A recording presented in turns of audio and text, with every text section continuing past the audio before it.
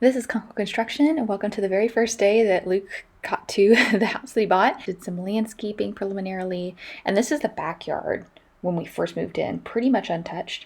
So one of the things we did just to add a lot of character and make it easier to host in our backyard, because we built this fire pit, and actually we got the ring off of Amazon for like 70 bucks. I'll link it. And then had to buy the pea gravel to fill in the inside and buy some gravel for the exterior.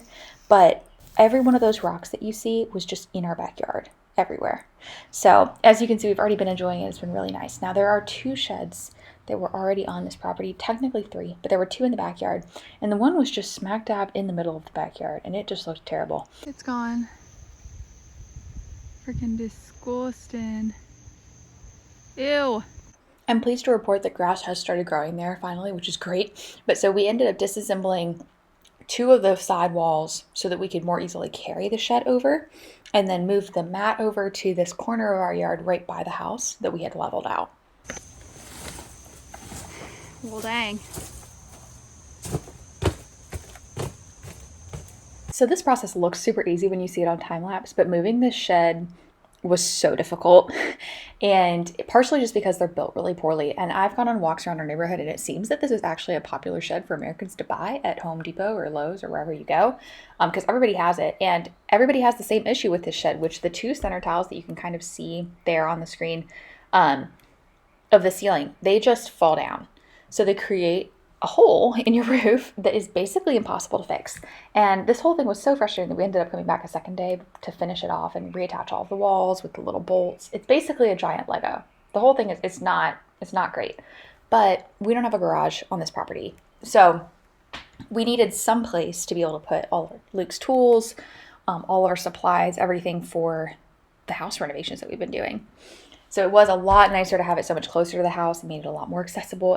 And it also gave us a lot more privacy on that side of the yard too, because we do have wisteria and some other bushes that develop a lot of foliage in the summer and give us a lot of privacy. But in the winter, you can pretty much just see straight through the chain link fence to the neighbor's yard. So it's nice to have this here, especially because from where the camera is standing, taking this footage, is the back patio. So as soon as you come out of the master, you're onto the back patio of the house, and it leads onto the whole backyard. And this backyard we also really liked because it's super flat. And behind us, the neighbors are actually down a little bit of a slope, so you don't have neighbors just peeking directly into your backyard. And then on the other side of our yard is a privacy fence that the other neighbor has. So all in all, it is quite a private, nice backyard. It doesn't get a ton of sun though, and partly this is because there are so many mature trees, which we love. Mature trees are beautiful, it's great, but it prevents the grass from growing very well. And one night we actually had a huge storm go through, and you're going to see there are storms a couple of times in this video that play a part in our backyard renovation. But in the middle of the night, lightning struck one of the trees in our backyard, and it fell over. It just fell. Roots out of the ground, toppled over, and we were so blessed, obviously, that it didn't fall onto our house or onto our roof or on any of our neighbors. It just fell within our backyard, and the top of the tree kind of landed in this giant taxus bush that we have. So it laid there for a while because we don't own any chainsaws or anything to be able to kind of take it down, and we got quoted like $7,000 to remove it. So you knew we were going to do that ourselves. And so one of Luke's cousins came over and helped try to like kind of get the tree disassembled so that we could take it, apart and get it out of here. And we were, happy about the firewood that it was going to provide. And like I said, it gave us an opportunity to have a little less shade in this backyard.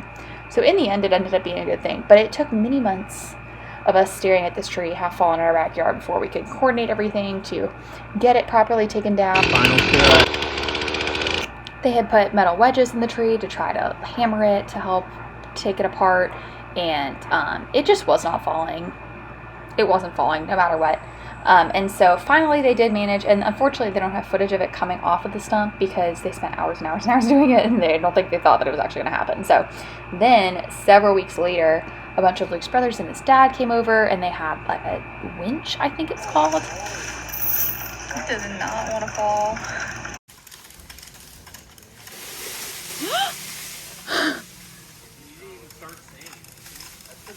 This was the most anticlimactic tree felling in all of history. It was just falling and falling for literally weeks. And then even when it was finally falling, it fell for hours. that was awesome, man.